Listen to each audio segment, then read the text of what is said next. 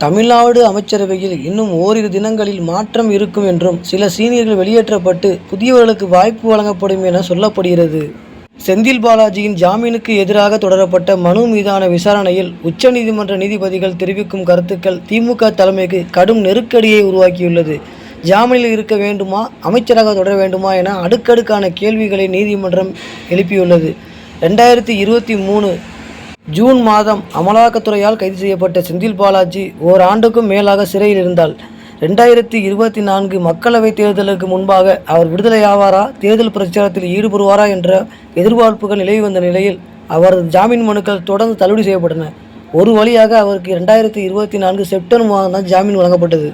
தாம் தற்போது அமைச்சராக இல்லை, அதனால் சாட்சிகளை கலைக்க வாய்ப்பு இல்லை என்று அப்போது வாதங்கள் முன்வைக்கப்பட்டன. அதன் விளைவாகத்தான் செந்தில் பாலாஜிக்கு ஜாமீன் வழங்கப்பட்டது.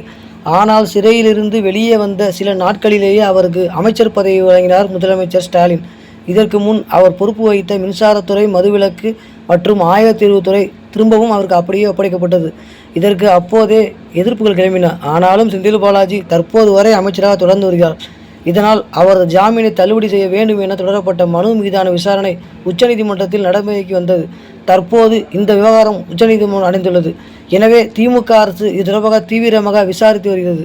தற்போது அமைச்சர் செந்தில் பாலாஜி அமைச்சராக தொடர்வதை காட்டிலும் அவரது தேர்தல் பணி மிக மிக அவசியம் என ரொம்ப எதிர்பார்க்கிறது திமுக. கொங்கு மண்டலத்தில் திமுகவின் தேர்தல் பணிகளை வேகப்படுத்த செந்தில் பாலாஜி முக்கிய தூணாக இருப்பார். சட்டமன்ற தேர்தலுக்கு இன்னும் ஓராண்டு காலமே உள்ள நிலையில் அவர் மீண்டும் சிறை சென்றால் அது கட்சிக்கு பெரிய இழப்பாகும். மேலும் அதை காரணம் காட்டி எதிர்க்கட்சியினரும் அரசியல் செய்வார்கள். எனவே அமைச்சரவையிலிருந்து செந்தில் பாலாஜியை நீக்கினால் தற்போது இந்த பிரச்சனையை ஆற போடலாம் என்பதுதான் முதல்வர் ஸ்டாலினின் கணக்காக உள்ளது. அவர் மட்டுமல்லாமல் சர்ச்சையில் சிக்கிய பொன்முடி, சிறப்பாக செயல்படாத சில அமைச்சர்கள் சிலரையும் அமைச்சரவையிலிருந்து நீக்க ஆலோசித்து வருவதாக சொல்கிறார்கள். இதனால் அமைச்சரவையில் இதற்கு முன் வாய்ப்பு மறுக்கப்பட்டவர்களுக்கு வாய்ப்பு வழங்கலாம் என சொல்லப்படுகிறது.